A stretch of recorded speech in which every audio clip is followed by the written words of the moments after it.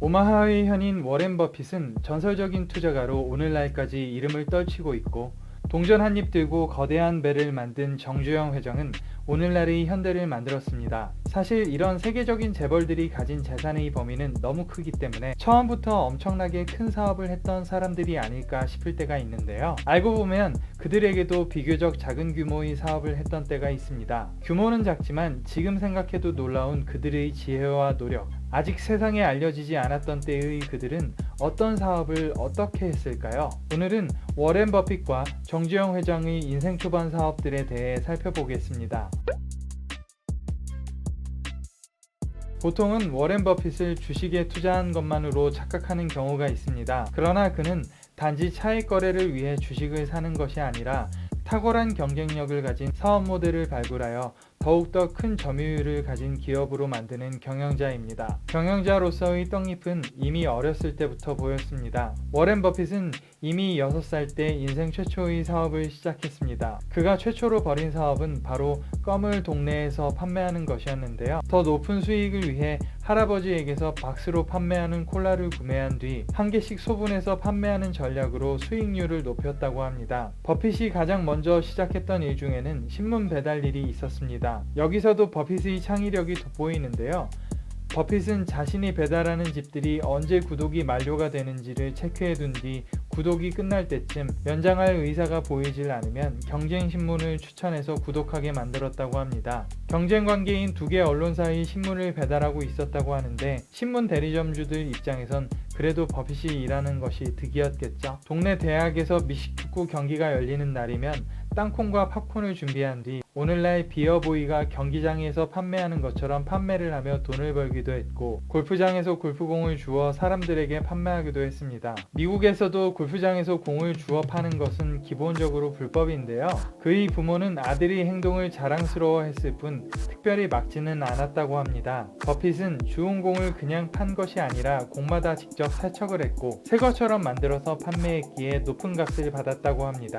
부가가치를 올리는 기법을 누구보다 잘 알고 있었던 것이죠. 버핏은 경마로도 돈을 벌었다고 합니다. 경마라고 하니 도박을 생각하시겠지만 그런 방법은 아니었습니다.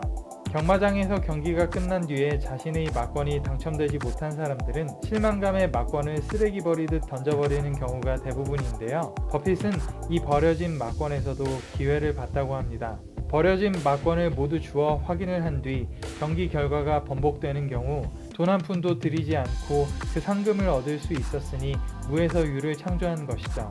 그렇게 막건을 모으고 말에 대한 정보를 모으다 보니 나중에는 새로운 일을 하는데 우승말을 점치는 전단을 제작해서 판매했고 이 또한 큰 수익이 되었다고 합니다. 경마는 아니지만 독특한 게임에도 투자를 했던 이력이 있는데요. 중고 핀볼 게임기를 $25에 구입해 수리한 후 이발소에 게임기를 설치하게 됩니다. 이발하러 온 사람들이 기다리는 기간 동안 게임을 할 수 있도록 하는 아이디어였는데요. 이발소 주인에게는 수익의 절반을 주기로 합의했다고 합니다. 그런데 설치한 지 하루 만에 핀볼 게임기의 수익이 무려 $4였고 일주일도 안 걸려서 게임기 구매 비용을 뽑고 그 뒤로는 계속 수익이었던 것이죠. 성공을 맛본 버핏은 여기에 안주하지 않고 인근의 이발소 사장들은 물론 대형 건물 건물주와 협의를 해 곳곳에 핀볼 게임기를 설치하게 되었고, 그 덕에 투표권이 생기지도 않은 어린 나이에 작은 사업체를 거느리게 되었습니다. 버핏의 이야기를 보면 이게 과연 한 사람이 다 한 것인가 싶을 정도로 많은 일을 했죠. 워렌 버핏은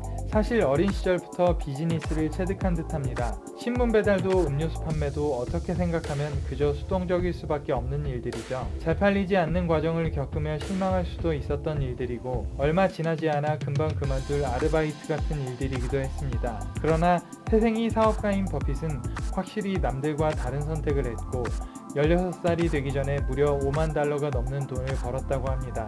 제가 그 나이 땐 뭐 했나 싶으면서 여러 생각이 드는 에피소드들입니다. 정주영 회장의 어린 시절 꿈은 사업가가 아닌 변호사였다고 합니다. 이광수의 소설 흙을 보고 변호사가 되고 싶었다고 하는데요. 지독하게 어려운 집안 사정 때문이었는지 결국은 사업가의 길로 나서게 됩니다. 막상 고향을 떠났으나 자본도 기술도 없던 시절이라 막노동으로 사회생활을 시작하죠. 정주영 회장이 처음으로 사업의 기회를 잡게 된 것은 쌀가게 일 덕분이었습니다. 쌀가게에서 처음 일할 당시만 해도 정주영 회장은 아직 변호사의 꿈을 접지 않았을 때인데요. 인터뷰에서 그때로 돌아간다면 변호사가 되고 싶다고 인터뷰하기도 했죠. 정 회장이 일하던 곳은 신당동의 복흥상회라는 쌀가게였습니다. 당시 복흥상회의 주인에게는 노름에 빠진 외아들이 있었다고 하는데요. 자식에게 물려줘봤자 금방 가게가 망할 것이 눈에 보였다고 합니다. 고민을 거듭한 가게 주인이 정주영에게 가게를 인수할 의사를 물었고, 가게에서 일한 지 3년 만에 정주영은 자기 이름을 건 사업체를 운영하게 됩니다. 쌀가게 사업은 계속 잘 되었으나 2차 대전이란 암초를 만나게 됩니다. 중일전쟁으로 일제에서 쌀 배급제를 시행하자 가게를 접을 수밖에 없었던 것이죠. 이때가 1940년으로 쌀가게를 시작한 지 2년 만이었다고 하니 젊은 정 회장이 느꼈을 상실감은 도대체 얼마나 깊었을까요? 새로운 일을 모색하던 정 회장이 찾은 사업은 바로 자동차 수리 공장이었습니다. 정주영 회장은 1940년대에 이미 트럭을 가지고 있었는데요. 트럭을 몰고 직접 농촌을 다니면서 쌀을 구입해와서 판매를 했고, 그 덕분에 원가를 낮추고 수익을 올릴 수 있었다고 합니다. 당시 단골로 정비를 해주던 정비사 이을학 씨와 함께 사업을 하기로 하고, 아현동에 있던 아도 서비스라는 공장을 인수하며 자동차 수리 일을 시작하게 됩니다. 원래 적자로 허덕이던 공장이었는데 그동안 정 회장이 쌓아온 신용 덕분에 일거리가 쏟아져 들어와 개업 20일 만에 공장 인수를 위해 빌린 돈의 절반과 인수 잔금을 갚을 만큼 자동차 공장 인수는 대성공을 하게 됩니다. 그런데 공장 인수 한 달도 되지 않아 화재로 공장을 잃게 됩니다. 포기할 수 없었던 정 회장은 공장을 차릴 때 돈을 빌렸던 오윤근 씨를 찾습니다. 불운이 계속되었지만 정주영 회장을 신뢰했던 오윤근 씨가 선뜻 돈을 빌려주고, 정 회장은 신설동에 부지를 마련해 다시 자동차 수리 공장을 시작하게 됩니다. 그런데 이 신설동 공장은 정식으로 허가를 받지 않은 곳이었습니다. 엄밀히 이야기하면 불법이고 무허가 공장이었던 곳이죠. 매일 살얼음판이 지속되고 심장이 타들어가는 듯 절박한 나날의 연속이었지만, 낮에는 손님들을 만나 영업을 하고 밤에는 기름 범벅이 될 때까지 직원들과 수리하며 하루하루 보낸 그는 자동차의 거의 모든 것을 이해하게 됩니다. 자동차 공장을 하게 된 것은 일제의 영향을 받지 않는 사업이라 생각했기 때문이었는데, 2차 대전이라는 시대의 흐름은 결코 정주영 회장의 편이 아니었습니다. 태평양 전쟁을 일으킨 일본이 1942년 기업 정리령을 내리게 되자 아도 서비스는 종로의 친일 기업이던 일진 공작소와 강제 합병되게 됩니다. 슬퍼할 새도 없이 다음 사업을 찾게 된 정 회장은 이후 광산 운수업을 시작하게 되죠. 1945년 일본의 패망과 대한민국 수립, 이제 붐은 왔을까 싶었을 겁니다. 이후 미군정 하에서 적산 200평을 불화받아 현대자동차공업사를 창업하게 되는데요. 이후 현대건설의 전신인 현대토건을 설립하게 됩니다. 자동차와 건설을 두 축으로 날개를 펼치려던 것이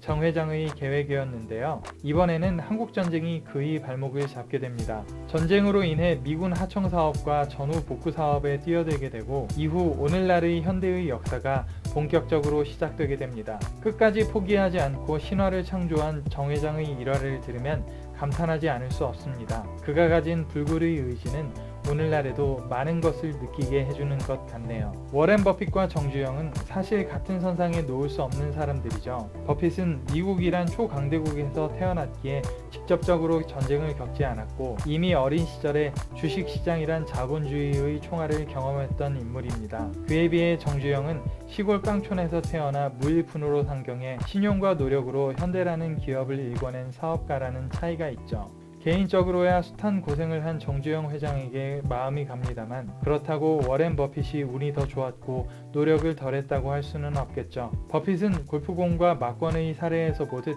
남들이 그냥 지나치는 곳에서 기회를 만들었고, 부기를 공부했기에 복흥상회의 중요한 직원이 된 정주영은 숫자에 밝았던 사람이죠. 각자 상황이 달랐기에 동일선상에서 비교할 수는 없습니다만, 두 사람 모두 숫자에 밝았고 기회가 될 수 있는 사업을 찾았다는 것은 같습니다. 버핏이 주식시장에 파고들어 1등이 될 만한 기업을 찾아내 투자하고, 인수한 뒤에도 그 분야에서 확고한 1등이 될 수 있는 방법을 연구했다면, 정주영은 시장 상황에 끊임없이 적응하며 사업을 벌였다는 차이가 있습니다. 누구나 생각이 다르고 처지가 다르지만 버핏에게도 정주영에게도 배울 점이 있죠. 각각의 일화에서 무언가 얻어갈 수 있으시다면 좋겠네요. 세계적 기업가들의 젊은 시절은 어땠는지를 살펴보는 시간. 오늘은 워렌 버핏과 정주영의 청년 창업 시절 편이었습니다.